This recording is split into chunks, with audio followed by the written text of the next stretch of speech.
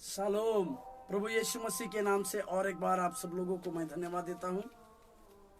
इस सत्र में परमेश्वर के अद्भुत बातों का वर्णन करना मेरे लिए एक लाभदायक है।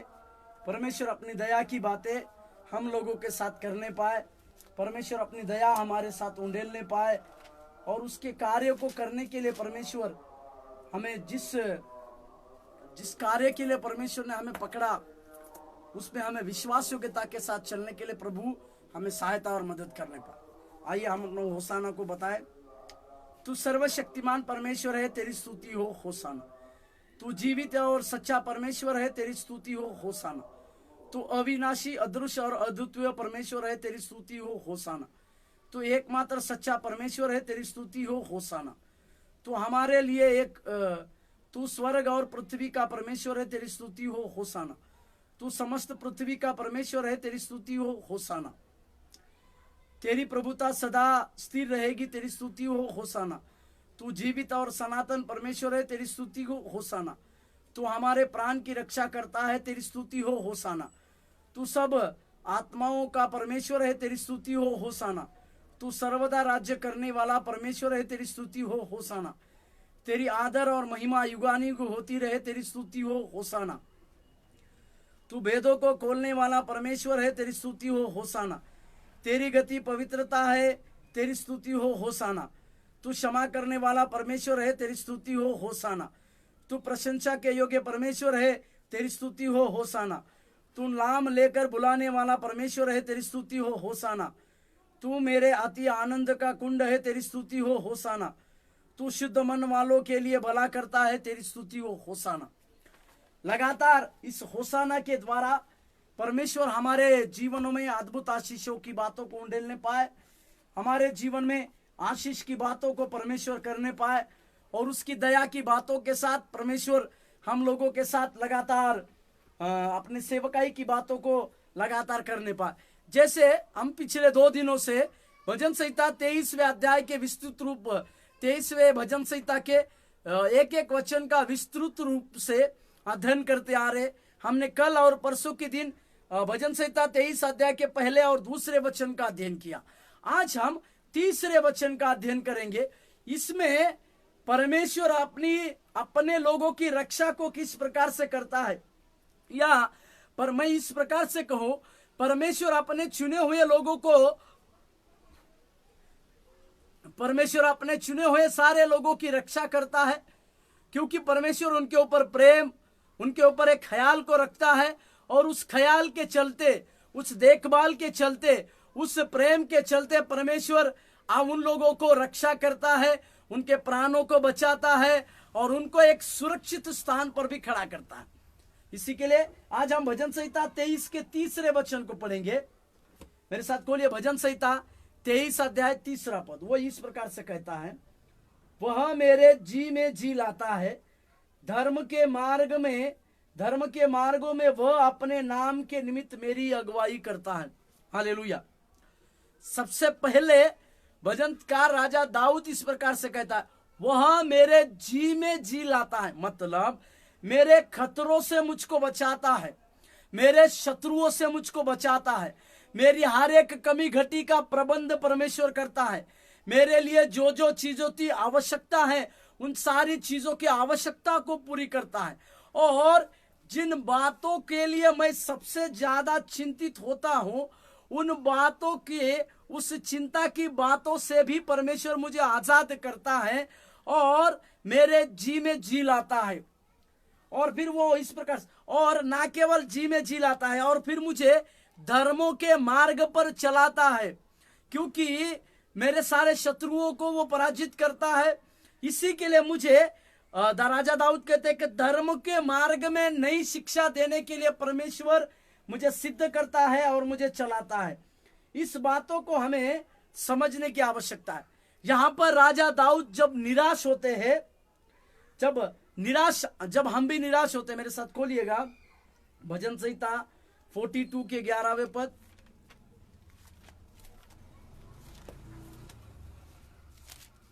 भजन संहिता 42:11।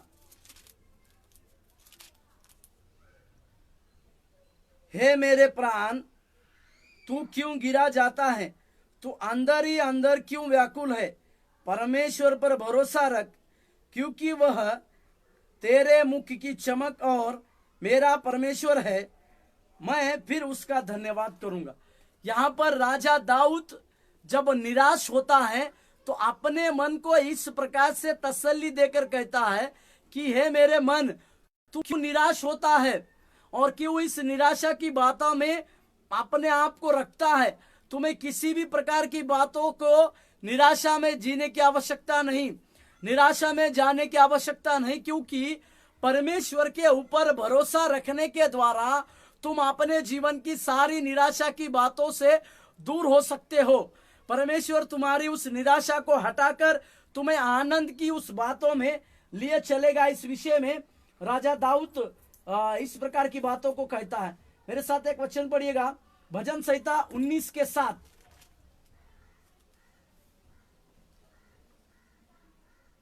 भजन संहिता 19:7 इस प्रकार से कहता है, यहोवा की व्यवस्था खरी है, वो प्राण को बहाल कर देती है। यहोवा के नियम विश्वास योग्य है, साधारण लोगों को बुद्धिमान बना देते हैं। यहां पर परमेश्वर की स्तुति गान राजा दाऊद का लिखा हुआ है, भजन संहिता 19 है। वो परमेश्वर को विश्वास योग्य कहता है और यह भी कहता है कि परमेश्वर की व्यवस्था खरी है और वो हमारे प्राणों की रक्षा करता है। और फिर कहता है कि वो साधारण लोगों को अपनी बुद्धि देता है। हालेलुया, परमेश्वर के नाम की महिमा और प्रशंसा होने पाए।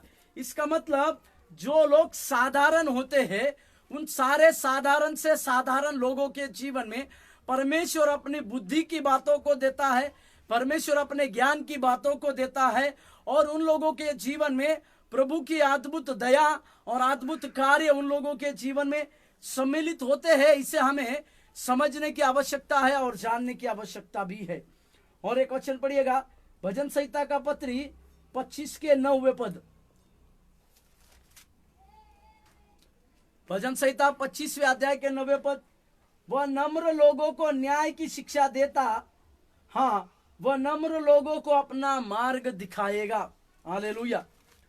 नम्र लोग जो होते हैं, इसी के लिए मत्ती रचित सुसमाचार की पत्री में प्रभु यीशु मसीह ने अपने पहाड़ी उपदेश में कहा, जो मन के दीन हैं वे परमेश्वर के राज्य को देखेंगे, वे पृथ्वी के जो नम्र है वे पृथ्वी के अधिकारी कहलाएंगे बोलकर दिखा है। इसका मतलब क्या है कि परमेश्वर नम्र लोगों के जीवन में अपना बहुतायत मार्ग को दिखाता है, अपने जीवन की बहुतायत की बातों को उनके द्वारा कहता है और उन्हें अपने जीवन के रहस्यमय बातों को भी स्पष्ट रूप से कहते हुए परमेश्वर उन लोगों के जीवन में अद्भुत बातों को देखता है, अद्भुत बातों को समझाता है और अद्भुत बातें हम लोगों के जीवन में बहुतायत के साथ होती है। इस विषय के अनुसार परमेश्वर उन लोगों के जीवन में कार्य करता है। इसे हमें समझने की आवश्यकता है, इसे हमें जानने की आवश्यकता भी है। और एक वचन पढ़िएगा मेरे साथ, भजन संहिता 73 का 24वें वाक्य। भजन संहिता 73, भजन संहिता 73:24। तू सम्मति देता हुआ मेरी अगुवाई करेगा और तब मेरी महिमा करके मुझको अपने पास रखेगा। मेरी अगुवाई परमेश्वर करेगा और अपनी महिमा कराने के लिए मुझे अपने पास रखेगा बोलकर यहाँ पर भजनकार का लेखक इस विषय को बड़े आसानी से लिखता है। परमेश्वर की महिमा करने के लिए परमेश्वर ने हमें जब सिद्ध किया, परमेश्वर ने हमें जब विश्वास योग्य बनाया और परमेश्वर ने हमारे जीवन को जब स्थित किया, तो परमेश्वर की यही इच्छा होती है कि हमें उसकी महिमा की बातों के लिए परमेश्वर कार्य में लाए, परमेश्वर उसकी देखभाल को करे। और एक वचन मेरे साथ खोलिएगा, यशायाह का 42 के 16वें पद। यशायाह के पत्री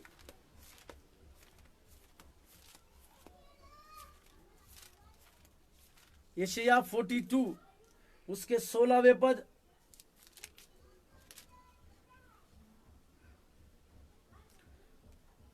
मैं अंधों को एक मार्ग से ले चलूंगा जिसे वे नहीं जानते, और उनको ऐसे पथों से चलाऊंगा जिन्हें वे नहीं जानते। उनके आगे मैं अंधियारे को उजाला करूंगा और टेढ़े मार्गों को सीधा करूंगा। मैं ऐसे काम करूंगा और उनको न त्यागूंगा। हालेलुया। परमेश्वर के नाम की महिमा और प्रशंसा। यहां पर भी परमेश्वर इस बात के ऊपर जोर देता है कि परमेश्वर उन लोगों को कभी भी नहीं त्यागेगा। या परमेश्वर उन लोगों को क्यों नहीं त्यागेगा?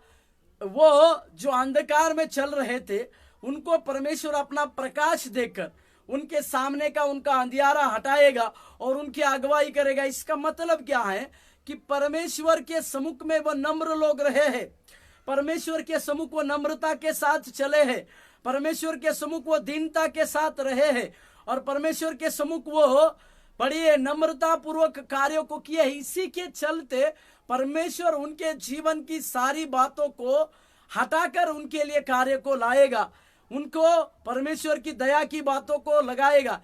इसीलिए हमारे जीवन में इस बातों को समझने की आवश्यकता है, इस बातों को जानने की भी आवश्यकता है। और एक वचन मेरे साथ पढ़िएगा, भजन संहिता 5वें अध्याय के 8वें पद।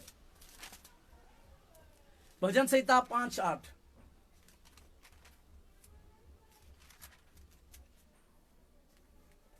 हे यहोवा, मेरे शत्रुओं के कारण अपने धर्म के मार्ग में मेरी अगुवाई कर, मेरे आगे आगे अपने मार्ग को सीधा दिखा। यहां पर भी भजनकार इस प्रकार से कहता है कि धर्म के मार्ग में मुझे अगुवाई कर, क्योंकि परमेश्वर हर एक व्यक्ति को जो उसके चुने हुए हैं उनको उसके धर्म के मार्गों में लेकर जाने के लिए उनकी रक्षा को करता है।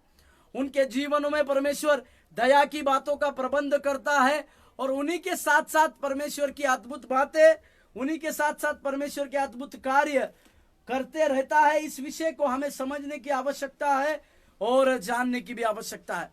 प्रभु के पवित्र नाम की महिमा और प्रशंसा होने पाए, क्योंकि परमेश्वर की दया और परमेश्वर के नए नए अनुग्रह या परमेश्वर के अद्भुत कार्य हम लोगों के साथ सदा बने रहते हैं।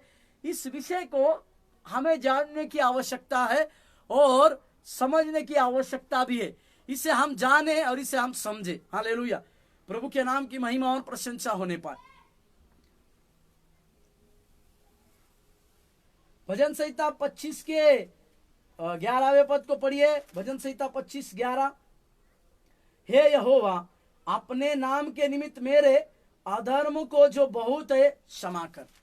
हमारे अधर्म को क्षमा करने के बारे में भी भजनकार परमेश्वर से कहता है। यदि हमारे अधर्म के काम ज्यादा रहेंगे तो परमेश्वर हमें उस धर्ममय मार्ग में चलाने की रक्षा नहीं करेगा, या हमें परमेश्वर उस धर्ममय मार्गों में चलने के लिए नहीं कहेगा। इसे हमें भली भांति समझने की आवश्यकता है। जैसे मैं कह रहा था कि जब हम निराश होते हैं तो परमेश्वर के वचन के द्वारा हमें प्रोत्साहन मिलता है, परमेश्वर हमें आशीष देता है, और उसके वचन के द्वारा प्रभु हमारे साथ बर्ताव भी करता है। अच्छा चरवाहा ताजगी और शक्ति देता है, और अपने प्राण की अपनी सामर्थ्य के अनुग्रह के द्वारा।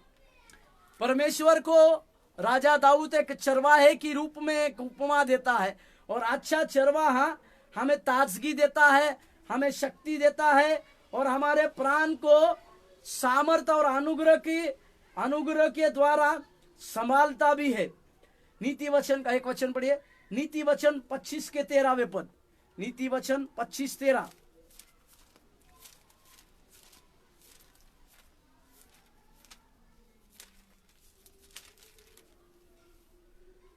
जैसे कटनी के समय बर्फ की ठंड से, वैसे ही विश्वास योग्य दूत से भी भेजने वालों का जी ठंडा होता है।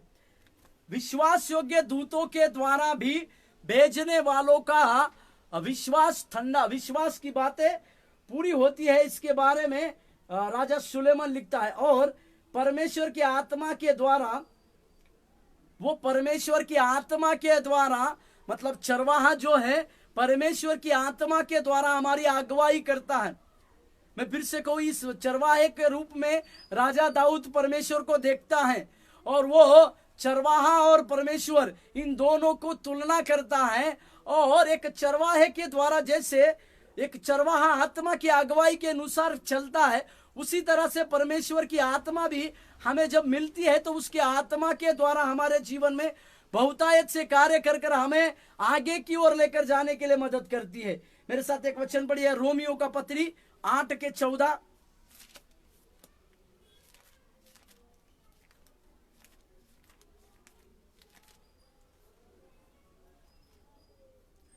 इसीलिए कि जितने लोग परमेश्वर के आत्मा के चलाए चलते हैं वे ही परमेश्वर के पुत्र हैं।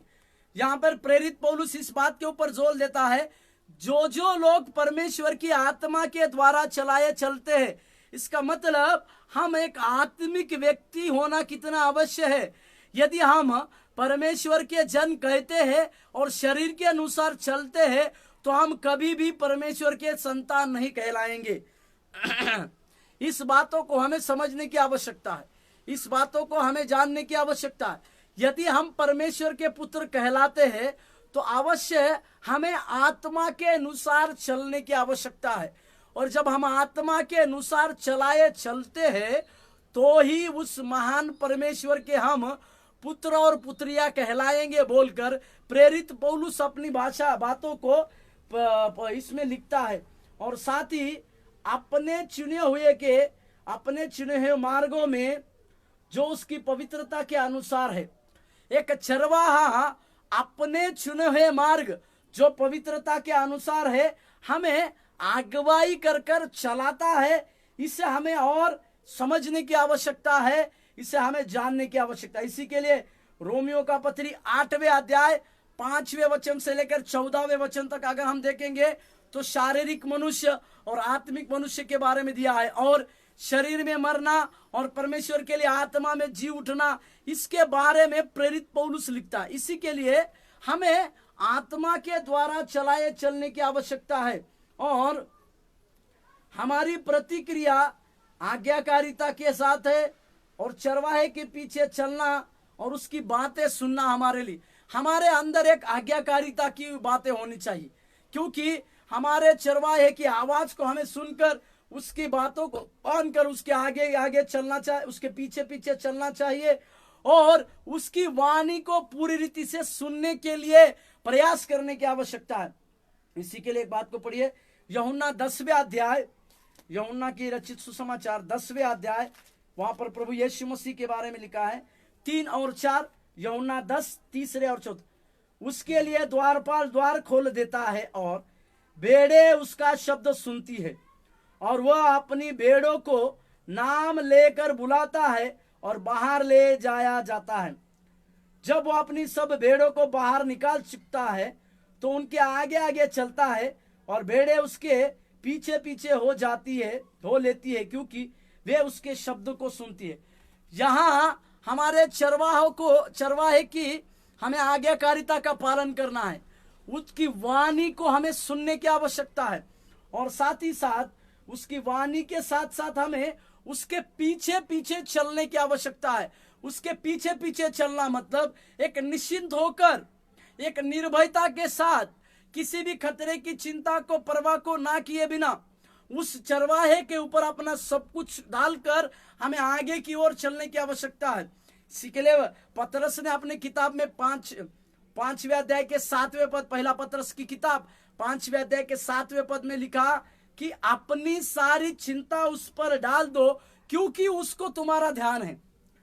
किसको? जो हमारे लिए चिंता करने वाला परमेश्वर है, उसको प्रभु यीशु मसीह जो हमारी लगातार चिंता करता है, हमारी सारी बातों को ध्यान देता है। इसी के लिए हमारे जीवन की सारी चिंताओं को जब हम प्रभु यीशु मसीह के ऊपर डालते हैं तो वो हमारी चिंता के लिए चिंतित है, वो हमारी चिंताओं से हमें मुक्त करने के लिए ताकतवर है, वो हमारे सारी बातों से हमें आजाद करने के लिए ताकतवर है।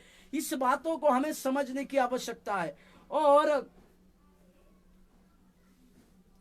यह भी बात समझना है कि मैं केवल अपने चरवाहे की वाणी को सुनकर उसके पीछे पीछे हो लूंगा, परंतु उसके विपरीत किसी अजनबी की वाणी सुन के मैं उसके पीछे कभी नहीं जाऊंगा। यह हमें एक समझने की आवश्यकता है। इसका मतलब हमें हमारे चरवाहे की वाणी को सुनकर ही उसके आगे पीछे चलना है।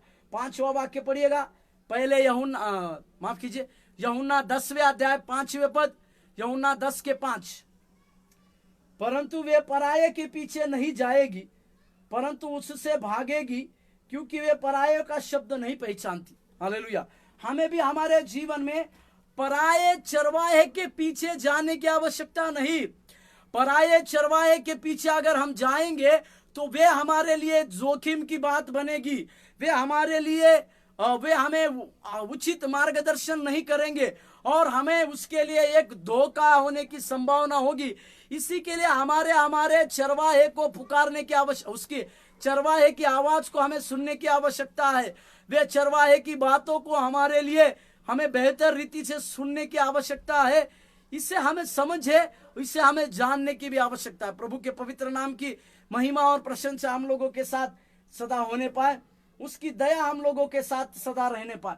इसका मतलब हमारे जीवन में हमें इस बात को समझने की आवश्यकता आज भी है कि हमें आज्ञाकारिता का जीवन बिताना है और अपने उस चरवाहे के साथ उसके पीछे पीछे चलना है, उसके शब्दों को सुनना भी है। तब परमेश्वर हमें उसके धर्ममय मार्गों में हमारी रक्षा करेंगे और हमें लिए चलेंगे। एक वचन मेरे साथ पढ़िएगा, भजन संहिता 31:3 पद। 31:3 पद। क्योंकि तू मेरे लिए चट्टान और मेरा गढ़ है, इसलिए अपने नाम के निमित्त मेरी अगुवाई कर और मुझे आगे ले चल। हालेलुया। यहां भजनकार परमेश्वर को एक ऊंचा चट्टान और अपना गढ़ को मानता है और यह भी कहता है कि वो मेरा गढ़ रहने के चलते परमेश्वर जो है उसके आगे आगे लेकर जाकर परमेश्वर की बातें और प्रभु के कार्य को उसके जीवन में पूरी करने के लिए परमेश्वर के द्वारा उसको सलाह देने पाए। परमेश्वर उसको आगे सारी बातों में उसके आगे रहकर उसके जीवन को बचाने की बातों भी परमेश्वर करने पाए, इसकी बातों को याद दिलाता है। और एक वचन मेरे साथ पढ़िएगा, भजन संहिता 79:9। भजन संहिता 79:9।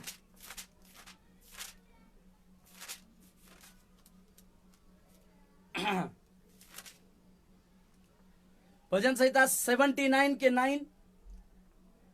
हे हमारे उद्धारकर्ता परमेश्वर, अपने नाम की महिमा के निमित्त हमारी सहायता कर और अपने नाम के निमित्त हमको छुड़ाकर हमारे पापों को धो।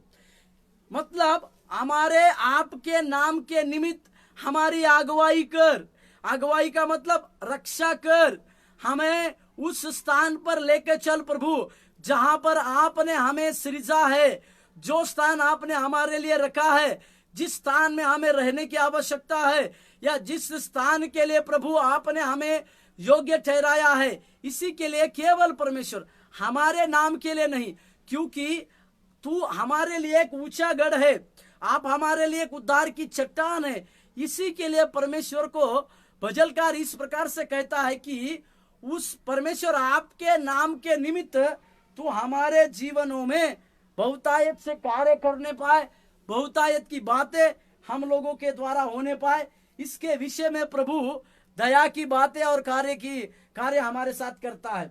और एक वचन पढ़िएगा, भजन संहिता 106 के 8वें पद। भजन संहिता 106 का 8। भजन संहिता 106 के 8वें पद। तो भी उसने अपने नाम के निमित्त उनका उद्धार किया, जिससे वह अपने पराक्रम को प्रकट करे। पराक्रम को प्रकट करे, इसका मतलब अपने नाम के निमित्त परमेश्वर अपने कामों को प्रकट करना अच्छे से जानता है। इसी के लिए भजनकार उस प्रकार से कहता है कि अपने पराक्रमी नाम को ऊंचा उठाने के लिए तो हमें छुड़ा, अपने धर्ममय मार्ग में लिए चल बोलकर भजन संहिता का लेखक इस प्रकार से कहता है। और एक वचन मेरे साथ खोलिएगा, 109 का 21। भजन संहिता 109 उसके 21वें पद। परंतु मुझसे है यहोवा प्रभु, तू अपने नाम के निमित्त बर्ताव कर, तेरी करुणा तो बड़ी है, इसीलिए तू मुझे छुटकारा दे। तेरी करुणा तो बड़ी है। इसके लिए भजनकार ने इस बार में भी लिखा कि परमेश्वर तेरी करुणा बड़ी है, तू भलाई का परमेश्वर है, और उस भलाई के चलते परमेश्वर हम लोगों के जीवन में बहुतायत से कार्य करे, इस विषय को वो समझने की आवश्यकता है।